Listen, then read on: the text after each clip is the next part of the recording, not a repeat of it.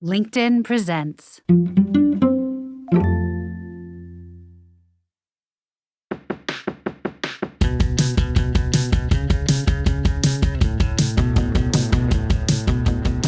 Good morning, everyone. I'm Michael Kovnat, and this is the Next Big Idea Daily, where we serve up powerful insights from the best new nonfiction books, no prescription required. Now, today's episode may stir up some strong opinions, especially if you've ever struggled with your mental health or questioned the medical system that's supposed to help.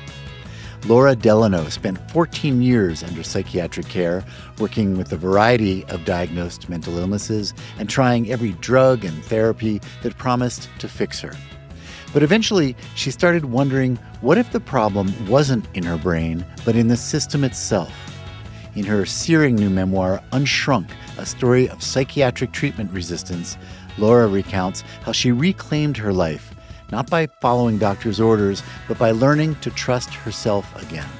She joins us now to share some of her most hard-won insights right after this quick break.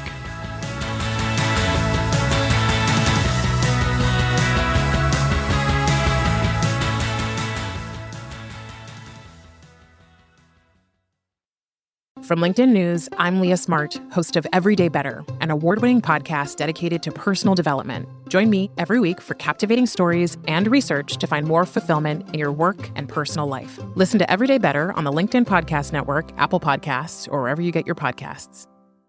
From LinkedIn News, I'm Jessie Hempel, host of the Hello Monday podcast. Start your week with the Hello Monday podcast. We'll navigate career pivots. We'll learn where happiness fits in. Listen to Hello Monday with me, Jessie Hempel, on the LinkedIn Podcast Network or wherever you get your podcasts.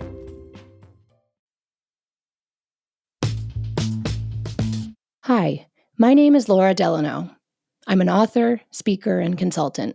Today, I'm going to share 5 of the key insights from my book, Unshrunk, a story of psychiatric treatment resistance. Insight number 1. Personal struggle doesn't necessarily mean there's anything wrong with you. In fact, it may well be the very opposite. The words we use to make sense of our inner experiences shape the way we understand ourselves, who we are, what our thoughts and emotions mean, how we fit or don't fit into the world around us. I spent the most formative years of my life thinking about myself through the medicalized framework of mental illness and mental health. I translated my intense anger and despair and angst and loneliness and paranoia and self-doubt into the language of symptom, disease, and psychopathology, and grew convinced that my biochemistry needed fixing. I eventually learned that the very opposite was true. That my struggle was a sign of my aliveness, my sensitivity, my attunement to the world. My book invites the question, what if your struggles are not indicative of personal illness or malfunction, but of the fact that something is out of alignment in your relationship to society around you, or perhaps out of alignment in society itself? Emotional pain does not have to mean proof of pathology.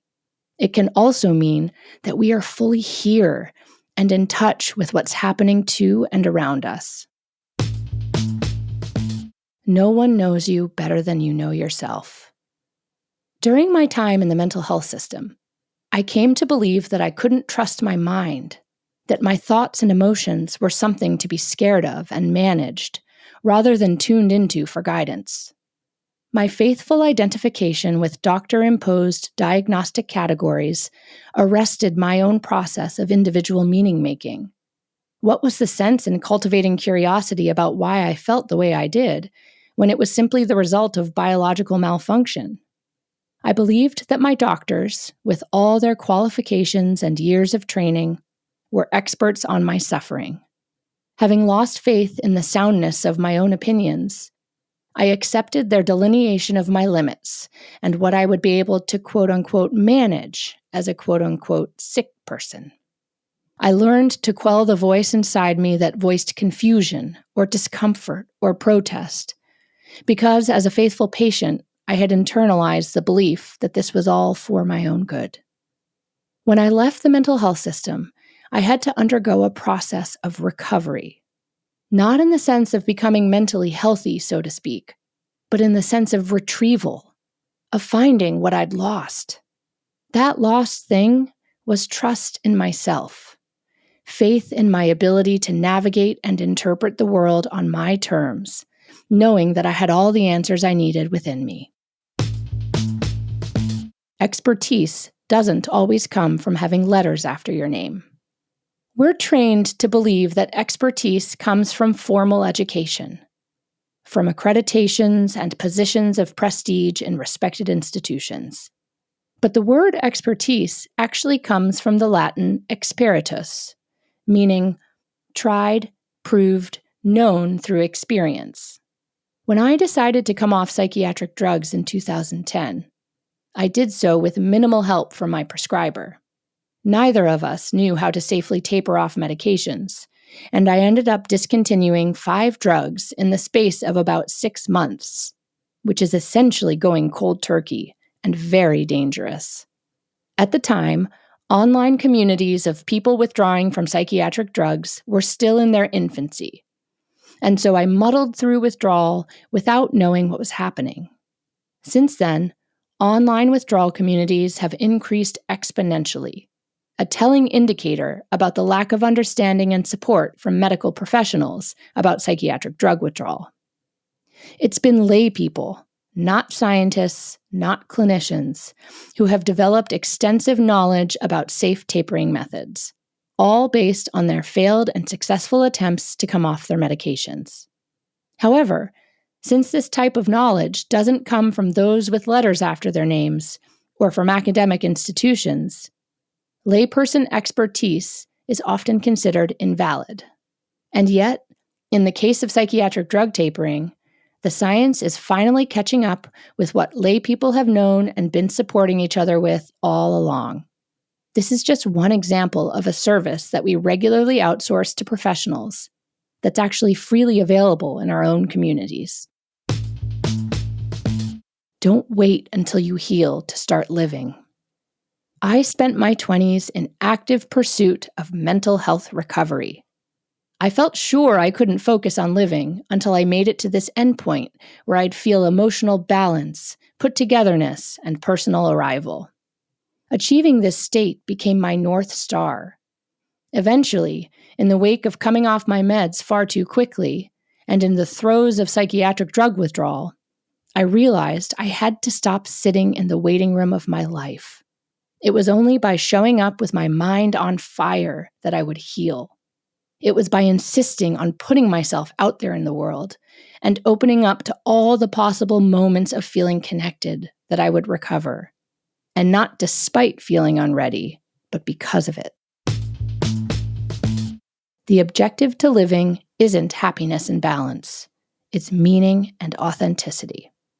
I grew up in a wealthy New England town where the air itself seemed infused with happiness and perfection. This, in turn, created an alienating, suffocating illusion that everyone else, save you, had their act together.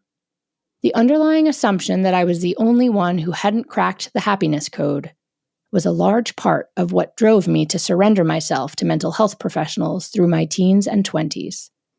Since I'd failed at feeling good, I concluded, I must need help getting there. The right meds, the right therapist, the right behavior modification technique. It wasn't until after I'd come off my meds and abandoned my diagnoses that I began to understand how backwards this thinking was. Books like Viktor Frankl's Man's Search for Meaning and the writings and poems of Jiddu Krishnamurti, David White, and Mary Oliver ignited a profound revelation in me. Life isn't about happiness. It's about how connected you feel to yourself and to the world around you. It's about moving through the world with a sense of meaning and purpose. The consumerist, hyper-individualist nature of our society teaches us otherwise. If one feels discomfort, be it boredom, sadness, self-doubt, anger, loneliness, grief, fear, the list goes on, there's a prescription available, a product or service or drug we can call on to help alleviate our symptoms. But what if the prison isn't pain itself, but the belief that we need to be free of it. Being human is about living in shadows and light. It took me a long time to learn that, and I came out stronger as a result. Thank you, Laura. Okay, everyone, you can get a copy of Unshrunk wherever you get your books. That's our show for the day. If you got something out of it, please leave a rating or review in your podcast player so others can find it too. And stay tuned to the next Big Idea Daily, because this week we'll be sharing big ideas about leadership, privacy, and how to access the wild courage you need to get what you want out of life. I'm Michael Kovnat. See you tomorrow.